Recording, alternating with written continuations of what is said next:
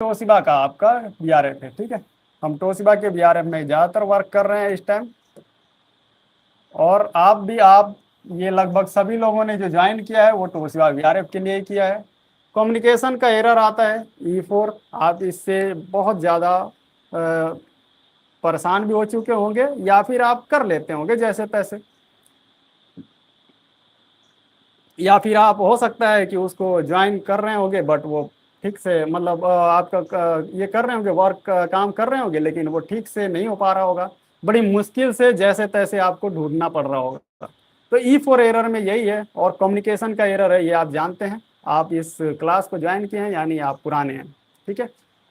अब इसको हम बताएंगे, मैं बताऊंगा कि आप इसको आसानी से कैसे ढूंढ सकते हैं, बिल्कुल आसानी से। आपको ये कभी भी फेस नहीं करना पड़ेगा कि आप जब कोई एरर कोड आए, E4 का एरर आए, आप कम्युनिकेशन का एरर देख के आप सोचें अब ये कम्युनिकेशन कैसे ढूंढना है। आप कहाँ से ढूंढेंगे, क्या प्रॉब्लम है, किधर से आएगा, वो कैसे हो सकता है। बहुत बार ऐसे होता है कि आप फील्ड में जाते हैं वर्क करने के लिए। गुड इवनिंग जी अभिषेक जी। आप फील्ड में वर्क करने जाते हैं और फील्ड में ऐसा आता है कि आपको ये देखने के लिए मिलता है कि E4 का आपका कम्युनिकेशन ठीक होने के बाद भी E4 का एरर आते रहता है। आप बहुत बार ऐसा फेस किए होंगे। E4 यानी कि कहीं से कटा भी नहीं है फिर भी E4 का एरर आ रहा है। बहुत बार ऐसे होता है कि कोई एक यूनिट कंपलसरी, कोई एक यूनिट है वो E4 का एरर जनरेट कर देती है और उसके बाद से वो आपका सारा सिस्टम बंद हो जाता है, वो एरर आपका यूनिट वर्क नहीं करता है। आप जब भी कंटिन्यूटी चेक करते हैं वायर का, वायर बिल्कुल परफेक्ट रहता है। ये इन्हीं चीज़ों को लेकर के Dev ji good evening, good evening. छोटू जी गुड इवनिंग, गुड इवनिंग। आप लोग काफ़ी लेट से जुड़ रहे हैं, सबको गुड इवनिंग। तो यही चीज़ें हैं कि जो आप वर्क जब भी करने जाते हैं तो आपको ये कई चीज़ों का सामना करना पड़ता है जो आपको इरिटेट करता है। तो मैं लगभग इसी को बताने के लिए कोशिश कर रहा हूँ कि आप जो समझें और आप इसको बेहतर से इजी तरीके से कैसे फाइंड आउट कर सकते हैं और क्या प्रॉब्लम आ रही है, एकदम एक को रेट आप जानेंगे। ऐसा नहीं है कि सिर्फ ये तुक्केबाजी वाली चीज होगी, नहीं, ये बिल्कुल एक को रेट होगी। तो हम इसी को आगे बढ़ाते हुए और ठीक करना सीखेंगे भी, जांच करना भी सीखेंगे और साथ में ठीक करना भी सीखेंगे। जैसे आप इस इमेज को देख पा रहे होंगे तो ये इमेज आपको ये दिखाता है कि यहाँ पे E4 जनरेट किया हुआ है, जैसे आप ये डिस्प्ले में देख रहे होंगे। क्या आप जानते हैं कोडेड रिमोट में यही होता है, कोडेड रिमोट यही है जो जनरेट करता है आपका तोशिबा। और ये तोशिबा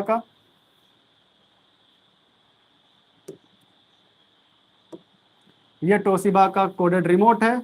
और ये आपका E4 यदि आप देख पा रहे होंगे तो ये E4 का E04 का आ रहा है, ठीक है।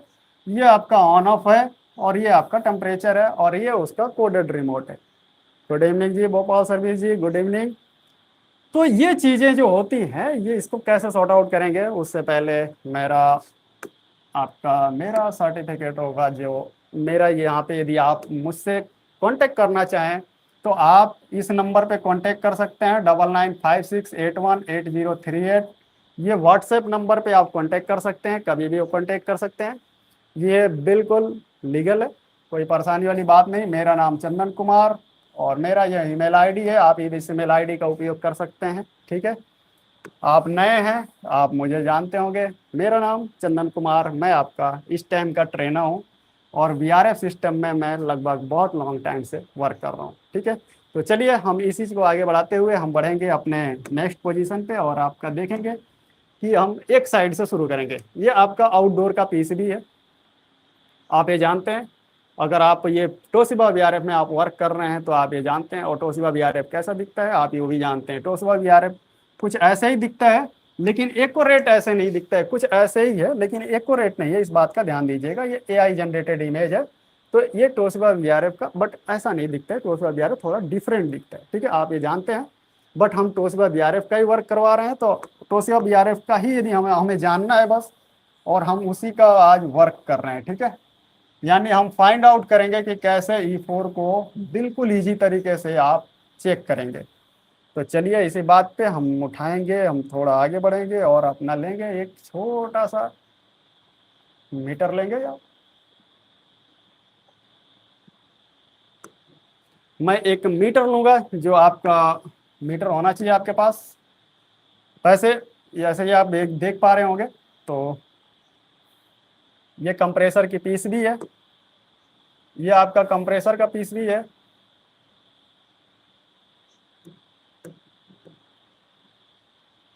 ये कंप्रेसर की पीस भी है, आप ये जानते हैं, ये देखे होंगे और आप पहले बहुत बेहतर से जानते होंगे। और ये उसका कॉन्टेक्टर है, ये भी जानते होंगे। आप इसमें वर्क कर रहे हैं, कोई बात नहीं जी। आप यदि स्प्लिट यूनिट में वर्क कर रहे हैं तो कोई प्रॉब्लम नहीं है, हो सकता है कि ये आपके लिए उपयोगी हो सकता है, लेकिन स्प्लिट यूनिट में ये आपके लिए उपयोगी नहीं होगा, क्योंकि ये वीआरएफ सिस्टम का है तो डिफरेंट आएगा। ये चीज़ मैं पहले क्लियर कर दूं, क्योंकि स्प्लिट यूनिट में जब भी आप वर्क करते हैं और उसके इन्वर्टर एसी में आप जब वर्क करने जाते हैं तो उसमें वोल्टेज क्रिएट होता है। लेकिन यहाँ पे हम तोशिबा वीआरएफ का E4 का मैं एरर बताने वाला हूँ, तो यहाँ पे स्प्लिट यूनिट के कम्युनिकेशन सिस्टम से बिल्कुल डिफरेंट होता है। ठीक है, तो मैं इस चीज़ का क्लियर कर दिया। अब चलिए हम आगे बढ़ेंगे। ये आपका जैसे आपका मेन आपका कम्युनिकेशन का वायर होता है, वो आपका लगा होता है U1 U2 में, आप ये जानते हैं। इस बात का काफ़ी केयरफुली ध्यान दीजिएगा, मुझे उम्मीद है कि आप लोगों को ये कभी भी आप जब वर्क करने जाएंगे तो आपके लिए काफ़ी इंपॉर्टेंट होगा। आप यहाँ पे आप लगाते हैं U1 और U2 में, ठीक है। U1 U2 का आप हमेशा ये ऊपर का वायर देखेंगे तो ये ऊपर आपका ये मिल जाएगा, आपका ब्लू वायर मिल जाएगा, ठीक है, जो जा करके मेन पीसीबी में लगा होता है। आप ये बात जानते हैं, आप वर्क करते हैं, आप इस चीज़ को जानते हैं, ठीक है। तो ये कहाँ पे लगा होता है, U1 और U2, ठीक है। चलिए मैं इसको वापस से लिख देता हूँ, U1 और U2, आपको दोनों में से कोई भी क्लियर दिखना चाहिए।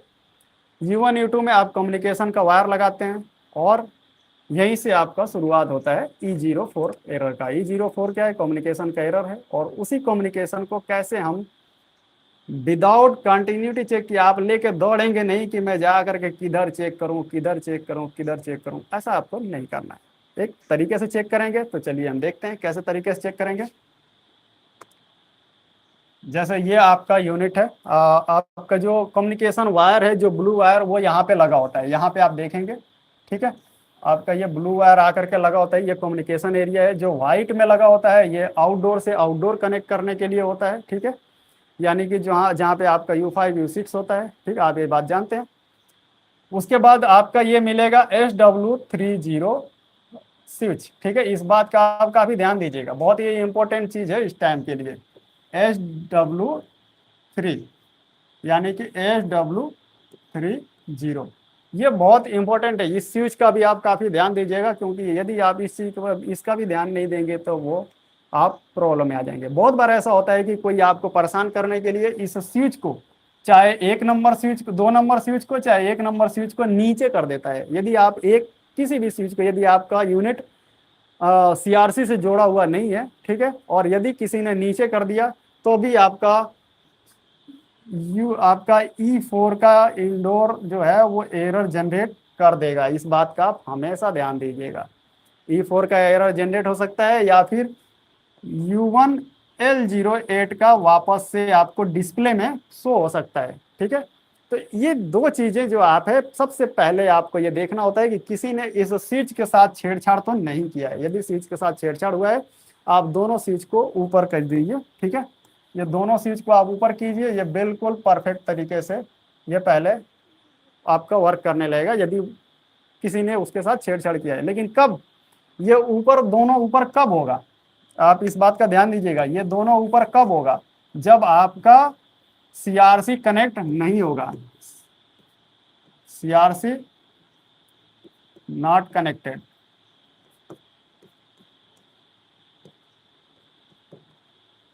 ठीक है।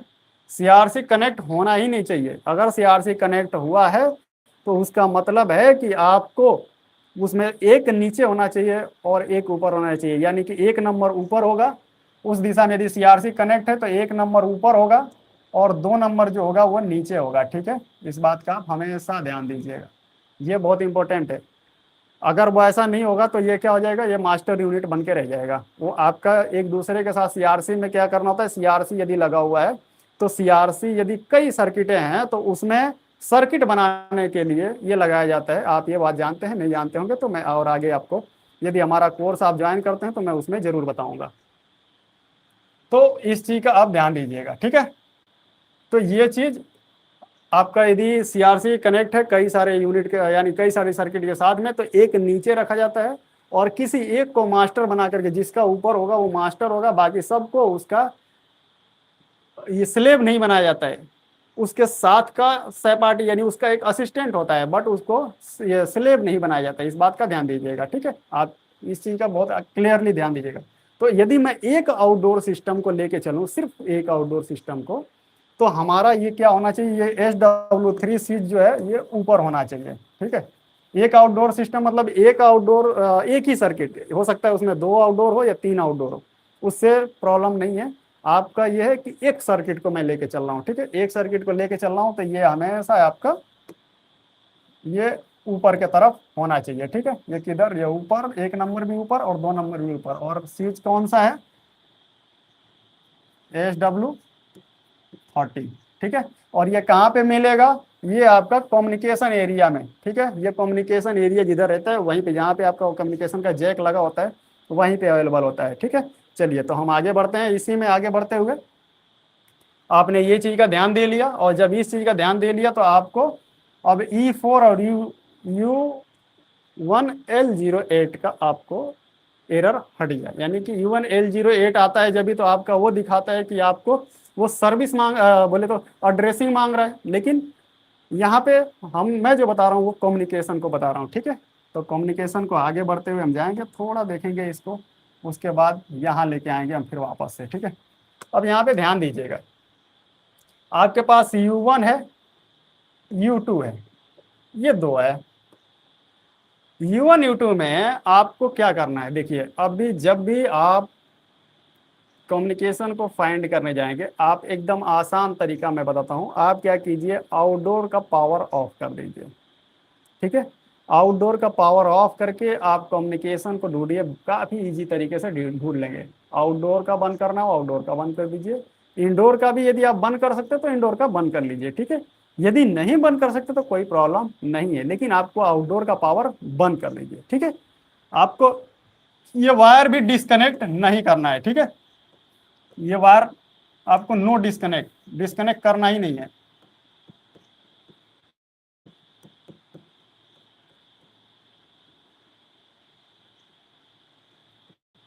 आपको ये वायर डिस्कनेक्ट नहीं करना है, जो जैसे लगा हुआ है वैसे ही चेक करना है, और बिल्कुल बेहतर तरीके से।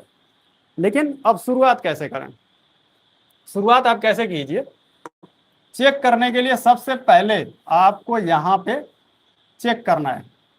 आप मल्टीमीटर लेंगे, मल्टीमीटर को आप रखेंगे कंटिन्यूटी पे। कंटिन्यूटी मल्टीमीटर लीजिए, क्लैम मीटर लीजिए, कोई सा भी मीटर आप ले लीजिए जिसमें कंटिन्यूटी आप चेक कर सकते हैं। कंटिन्यूटी बजर पे रखिए और बजर पे आपको चेक कीजिए, और यहाँ पे कितना पॉइंट आ रहा है वो आपको चेक करना है। सबसे पहले U1 और U2 को चेक कीजिए। U1 U2 को चेक करेंगे जब भी आप, तो आपका कितना आना चाहिए, मैं थोड़ा छोटा करके जा रहा हूँ, यहाँ पे आपको आना चाहिए 100 प्लस आना चाहिए। यानी कि 100 ओम, 105, 102, 105, 110, इतना ओम कम से कम आना चाहिए, लेकिन 100 से ज्यादा होना चाहिए, ठीक है। या फिर हो सकता है किसी स्थिति में 50 भी आ सकता है, लेकिन वो कोई प्रॉब्लम नहीं है। लेकिन एक रेजिस्टेंस की वैल्यू आनी चाहिए। अगर आपका कोई सर्किट सिर्फ सर्किट एक सर्किट बनाया हुआ है जिसमें सीआरसी कनेक्ट नहीं है, तो उसमें आपका कंपलसरी है कि आपको 100 प्लस होना चाहिए, ठीक है। 100 प्लस ये आपका रेजिस्टेंस का वैल्यू आना चाहिए। क्या आना चाहिए, रेजिस्टेंस।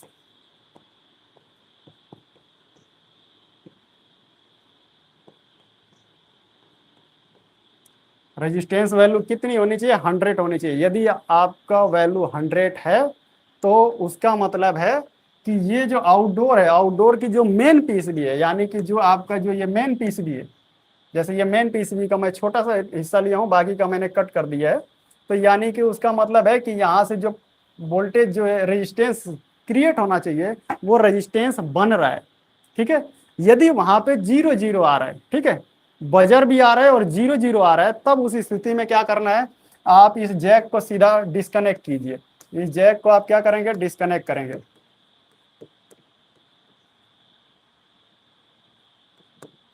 या तो आप डिस्कनेक्ट कीजिए या फिर U1 U2 से आप वायर निकाल दीजिए, ठीक है, इस बात का ध्यान दीजिएगा।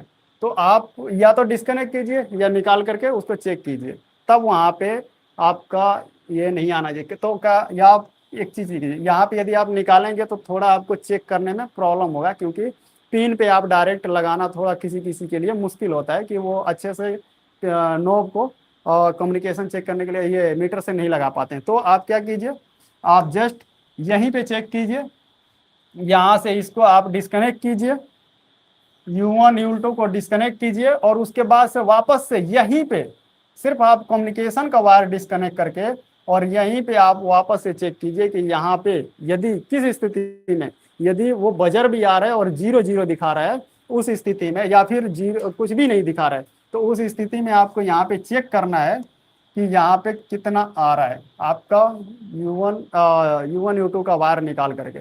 यदि फिर भी यहाँ पे 0 आ रहा है, ठीक है, 0 ओम आ रहा है, यानी कि बजर आपका बजर भी आ रहा है और 0 ओम आ रहा है, उसका मतलब है कि आपका मेन पीस भी शॉर्ट हो गई है, ठीक है, यानी उसका कम्युनिकेशन एरिया शॉर्ट हो गया है। लेकिन यहाँ पे 0 ओम के साथ में बजर नहीं आ रहा है, तब उस स्थिति में है कि आप एक बार अपना कनेक्टर चेक कर लीजिए, यानी कि ये वाला जो आपका मेन कनेक्टर है, इस कनेक्टर की ठीक से जांच कर लीजिए। यदि ये कनेक्टर वापस निकालिए, लगा लीजिए, यदि वहाँ पे उसके बाद भी यदि नहीं आ रहे तो उसका मतलब है कि ये कम्युनिकेशन एरिया यानी कि आपकी पीसीबी मेन पीसीबी आपकी खराब हो गई है। तो ये पहला है कि जहाँ पे आपको ये चेक करना है कि यहाँ पे जो आपका मेन पीसीबी है, जहाँ पे U1 U2 लगा हुआ है, यहाँ पे कितना आपका आना चाहिए, 120 आना चाहिए, ठीक है, 102 या 100 प्लस कुछ भी आपका होना चाहिए, 100 से ज़्यादा होना चाहिए, ठीक है। तभी आपका जो कम्युनिकेशन होगा ये फाइंड आउट हो पाएगा कि आपका कम्युनिकेशन वाकई में पीसीबी से कम्युनिकेट हो रहा है कि नहीं हो रहा है। लेकिन ये किस स्थिति में, आउटडोर सिस्टम का पावर ऑफ होना चाहिए, ठीक है। आप ध्यान दीजिएगा, बहुत इंपॉर्टेंट है ये। मुझे लगता है कि आप लोगों ने बहुत बार फेस किया होगा जो चीज़ ये कि इसको ढूंढने के लिए, और नहीं हो पाया होगा तो कोई और आके किया होगा, या फिर पीसीबी आपने चेंज कर दिया होगा, लेकिन आप कभी ये नहीं कर पाए होंगे कि पता नहीं पीसीबी खराब थी, क्या खराब था, आपको कभी ये प्रॉब्लम पता ही नहीं चला होगा, ठीक है। इसके लिए मैं आगे बता रहा हूँ। अब देखिए, अब यहाँ पे अगर U1 U2 में अगर 100 आपको मिल रहा है तब क्या करेंगे। अगर आपको 100 मिल रहा है तो आप इंडोर लाइन में जाएंगे चेक करने के लिए, ठीक है। अब इंडोर लाइन में जब भी आप जाएंगे चेक करने के लिए, तो देखिए स्थिति क्या क्रिएट होगी। क्रिएट ये होती है कि आपके पास होता यह है कि जब भी आप देखते हैं कि आपका सारे यूनिट में यदि E4 आ रहा है तब तो प्रॉब्लम दूसरी है, लेकिन यदि किसी एक पर्टिकुलर यानी किसी एक इंडोर में आ रहा है तब प्रॉब्लम दूसरी है, ठीक है। तो वो भी चीज़ों का आप पहले ध्यान दे लीजिएगा कि किसी एक इंडोर में E4 का आ रहा है या फिर सारे इंडोर में आ रहा है। सारे इंडोर में आ रहा है तो आप पावर ऑन है आउटडोर का और फिर भी आ रहा है, तब उस स्थिति में ये ऐसा वर्क करना होता है, ठीक है। तो अब हम क्या करेंगे, कैसे चेक करेंगे। आप इस मल्टीमीटर को यहाँ से लगा के आपने चेक कर लिया ये 100 बन रहा है, तब कहाँ जाएंगे आप जाएंगे किसी भी इंडोर के पास, आप जाके चेक करेंगे। यदि आपको मालूम है कि पहला इंडोर कौन सा है तो आप इंडोर के पास जाएंगे और इंडोर को चेक करेंगे। इंडोर की चेक इन के लिए आप क्या करेंगे, अब जैसे मैं एक इंडोर का पीस भी ले लेता हूं ताकि आपको बता सकूं।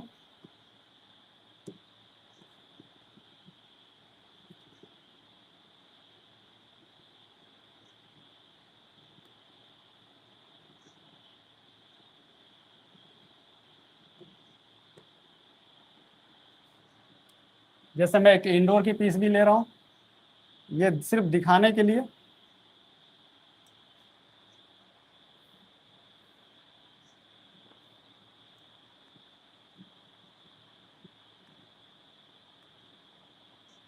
चलिए, ये इंडोर की पीस भी है और थोड़ा छोटा करके मैं दिखाना चाहूँगा ताकि आपको फुली दिख सके।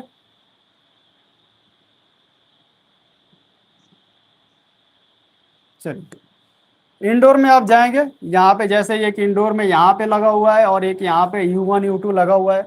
आप इस U1 U2 की जांच कैसे करेंगे, वैसे ही सेम प्रोसेस है। यहाँ पे जाएंगे और देखेंगे 10 के प्लस यहाँ पे रेजिस्टेंस वैल्यू आ रहा है कि नहीं आ रहा है। क्या है, आर वैल्यू यानी कि RV यानी रेजिस्टेंस वैल्यू, ठीक है। आर यानी कि रेजिस्टेंस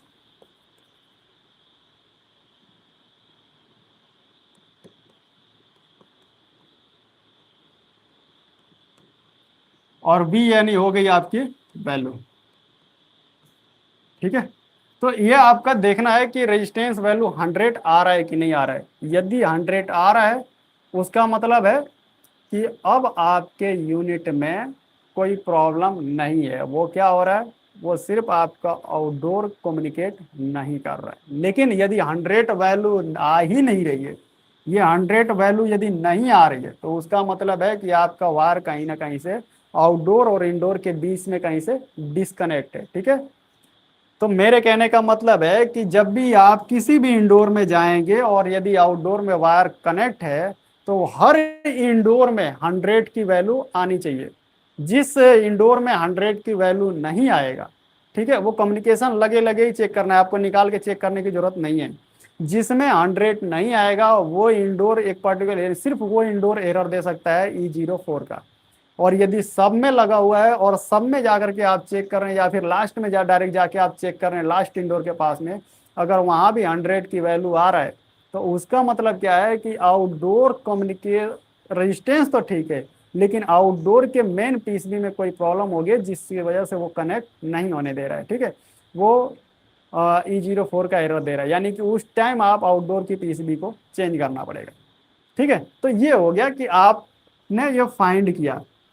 तो जब भी आप किसी एक इंडोर में, यदि मान करके किसी एक इंडोर की में फाइंड करने जा रहे हैं कि E4 का एरर आ रहा है किसी एक इंडोर में, बाकी का इंडोर चल रहा है, तो आप कम्युनिकेशन को बिना ऑफ किए, इंडोर को पावर को, आउटडोर इंडोर किसी का भी पावर को ऑफ बिना ऑफ किए आप जा करके जस्ट यहाँ पे चेक करेंगे और देखेंगे 100 की वैल्यू आ रही है कि नहीं आ रही है। यदि 100 की वैल्यू नहीं आ रही है, तो आप दूसरे यूनिट में जाके चेक करेंगे कि 100 की वैल्यू आ रही है कि नहीं आ रही है। ठीक है, तो इस तरह से आप चेक कर सकते हैं। लेकिन यदि आपके इंडोर के पास में ये इंडोर की किसी कोई एक इंडोर नहीं वर्क कर रहा है और वहां पे 100 की वैल्यू आ रही है, तो उसका मतलब क्या हुआ, उसका मतलब हुआ कि आपको ये सबसे पहले जैक निकाल करके चेक करना है, आपका जो कम्युनिकेशन वायर का जैक है। यदि वो कम्युनिकेशन वायर का जैक निकाल के और लगा के चेक करने के बाद भी आपका ये इंडोर वर्क नहीं किया, तो उसका मतलब है कि ये पीसीबी, इसकी ही पीसीबी, इंडोर की पीसीबी ही खराब है। ठीक है, यानी कि आपका जो कम्युनिकेशन से जो आना चाहिए, जो आउटडोर से जो कम्युनिकेशन आना चाहिए, वो कम्युनिकेशन आ रहा है, लेकिन आपका इंडोर उसको सेंस नहीं कर पा रहा है, इसके लिए E4 का एरर दे रहा है। तो आप इसको हटा दीजिए, यानी पीसीबी आपको चेंज करनी पड़ेगी। ये कहाँ पे चेंज कर कौन क्यों चेंज करनी पड़ेगी, क्योंकि ये कम्युनिकेट नहीं कर रहा है, ये एक प्रॉब्लम हो गई। अब एक चीज और होता है कि पूरे आपको देखने के लिए मिलेगा, ऐसा आप जरूर देखने के लिए पाएंगे। तो आपने क्या समझा कि मतलब आपको करना क्या है, आपको बस इतना देखना है कि U1 U2 में पहले आप आउटडोर के पास चेक करेंगे, 100 की रेजिस्टेंस आना चाहिए, 100 प्लस यानी 102, 105, 110 तक आना चाहिए। और यदि उतना रेजिस्टेंस वैल्यू आ रहा है तो सारे इंडोर के पास, पहले वाले इंडोर के पास जाके चेक कीजिए। यदि नहीं आ रहा है तो जाहिर सी बात है इंडोर और आउटडोर के बीच में वायर डिस्कनेक्ट हो गया, कहीं से कट गया है। लेकिन अगर 100 की वैल्यू कहीं पे 100 मतलब 100 भी हो रही हो और फिर भी सारे इंडोर वर्क नहीं कर रहा है, सब में अगर 100 हो रहा है, तब क्या करना है, आपको आउटडोर का मेन पीस भी चेंज कर देना है। लेकिन दो स्थिति एक और आती है, एक स्थिति आती है कि जैसे आपका कोई एक इंडोर नहीं चल रहा है। ठीक है, तो एक इंडोर नहीं चल रहा है, वहां पे यदि ये 100 का वैल्यू आ रहा है, तब उसका मतलब है कि इंडोर की पीस भी खराब है। ठीक है, लेकिन एक स्थिति आपको ऐसा आएगा कि आपका पूरा कम्युनिकेशन यानी पूरा लाइन बंद कर देता है, या फिर कोई एक आउटडोर इंडोर चलता है और फिर बाकी का इंडोर E04 का एरर मारता है, फिर दूसरे का पावर बंद करते हैं, फिर वो दूसरा यूनिट और रन कर जाता है। ऐसा भी स्थिति आता है। इस बात का आप काफी केयरफुली ध्यान दीजिएगा, ऐसा क्यों होता है। ऐसा क्यों होता है मैं बताता हूँ। जब ऐसी स्थिति आ जाए कि जब आप आउटडोर का कम्युनिकेशन हुआ है, सबसे पहले उसको चेक करने के लिए आप क्या करना होता है, यहाँ पे आप आएंगे U1 U2 को, और यहाँ पे आप चेक करेंगे कि वाकई में, जैसे ये एक स्थिति आती है कि जब E4 का एरर आ रहा है, ठीक है, तो उस स्थिति में आप करेंगे, आप यहाँ पे चेक करेंगे, अब रेजिस्टेंस चेक करेंगे, और यहाँ पे हो सकता है कि आपका बजर 0 जा रहा है, मतलब यहाँ पे रेजिस्टेंस की वैल्यू कितनी आ रही है, 0 आ रही है। यदि यहाँ पे रेजिस्टेंस की वैल्यू U1 U2 में 0 आ रही है, तब आपको क्या करना होता है, आपको U1 U2 का वायर डिस्कनेक्ट करके और दोनों को अलग अलग चेक करना होता है। देखिए पहले तो U1 ये आपको डिस्कनेक्ट करके आप वायर की जांच करेंगे कि वायर शॉर्ट तो नहीं है, पहली चीज हो गई। अगर वो बजर दिखा रहा है उसका मतलब है कि शॉर्ट हो रहा है। शॉर्ट कहाँ से हो रहा है वो भी मैं बता रहा हूँ अभी। और दूसरा है आप U1 U2 पे देखेंगे, यानी कि वो डिस्कनेक्ट किया हुआ है उस टाइम U1 U2 पे देखेंगे, और यहाँ पे आपका कम से कम 100 आना चाहिए, 100 प्लस होना चाहिए, ठीक है। तो इसका मतलब क्या हुआ, इसका मतलब हुआ कि आउटडोर की पीस भी सही है। अब हमारे इंडोर में चेक करना है कि क्या खराब है, ठीक है। आपको दो स्थिति मिलेगी, अब उस चीज का आप ध्यान दीजिएगा। दो स्थिति क्या मिलेगी, आप सबसे पहले इंडोर के पास जाएंगे। आप यदि जानते हैं कि पहला इंडोर कौन सा है तो आप उस इंडोर के पास जाएंगे, ठीक है। और अपना हमेशा रेड और ब्लैक वायर को हमेशा आप दूर दूर रखेंगे, कभी भी एक साथ कपलिंग नहीं करना है, यानी कि उसको एक साथ जोड़ के नहीं चेक करना है, ठीक है। जस्ट आप इंडोर के पास जाएंगे और इंडोर के पास से क्या करना है, आपको चेक करना है। चेक क्या करना है, यहाँ इंडोर पे आ करके रेजिस्टेंस की वैल्यू चेक करनी है, लेकिन उससे पहले क्या करना है, ये वायर को डिस्कनेक्ट करके चेक करना है। जैसे यहाँ पे वायर है, इसमें से क्या करेंगे, आप वायर को दोनों, आपके पास दो वायर है, यानी कि एक आ रहा है और एक दूसरे इंडोर को जा रहा है, ठीक है। आप उस वायर को डिस्कनेक्ट करेंगे, आर या वाई, आर या ब्लैक, रेड या ब्लैक दोनों में से कोई भी एक डिस्कनेक्ट करेंगे। और उसके बाद आप चेक करेंगे वायर को, यानी कि जो चाहे इंडोर साइड से आ रहा हो चाहे आउटडोर साइड से, आप दोनों में से चेक करेंगे। जिधर बजर आ रहा है आप उसको फाइंड करेंगे कि किधर किधर से बजर आ रहा है, ठीक है। लेकिन आप यदि आपका इंडोर दूसरे इंडोर साइड से, यानी हो सकता है कि जो दूसरे इंडोर हैं सब उधर से बजर आ रहा है, तो उसका मतलब है कि इंडोर साइड में कहीं फॉल्ट है। दूसरा इंडोर साइड में आपको नहीं चेक करना है, ठीक है। आपको जो आउटडोर साइड से जो वायर आ रहा है, आपको उसको क्या करना है, आप उसको एक बार चेक करके कंफर्म कर लेना है कि वाकई में वो भी तो शॉर्ट नहीं है, ठीक है। तो यानी कि जैसे मैं वायर बनाना चाहूँ तो एक वायर ले लिया, यहाँ पे मैंने दो वायर ले लिया, ठीक है। मैं ब्लू वायर बना दिया, ठीक है। मैं थोड़ा इसको ब्लैक कर लेता हूँ ताकि आपको ब्लैक साउंड ये हो जाए। ये मैंने दो वायर ले लिया, रेड ब्लैक, ठीक। और इस स्थिति में क्या करना है, फिर हम जाएंगे, फिर अब ये वायर हो गया कहीं लूप हो गया, ये वायर आपका लूप हो गया।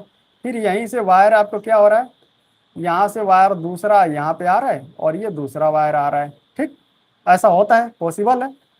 ये किसी और इंडोर में जाएगा, ये कहीं भी जा करके लग सकता है, जहाँ पे ये हमने ऐसे बना दिया। और इसको मैं थोड़ा आगे करके, ये हो सकता है यहाँ पे भी U2 और ये इसमें लग जाए, U1 U2, और ये भी है U1 और U2। ऐसा हो सकता है, बहुत बार ऐसा होता है। बस आपको करना क्या है, ये वायर कोई सा भी इस वायर को डिस्कनेक्ट कर दीजिए, ठीक है। आप जैसे ही इसको डिस्कनेक्ट करेंगे तो ये डिस्कनेक्ट हो गया। अब आपको चेक क्या करना है, चेक ये करना है कि इस वायर को आप पकड़िए, यहाँ से कंटिन्यूटी कीजिए और इसकी कंटिन्यूटी कीजिए। आप दूसरे वाले वायर को छोड़ देंगे, ठीक है।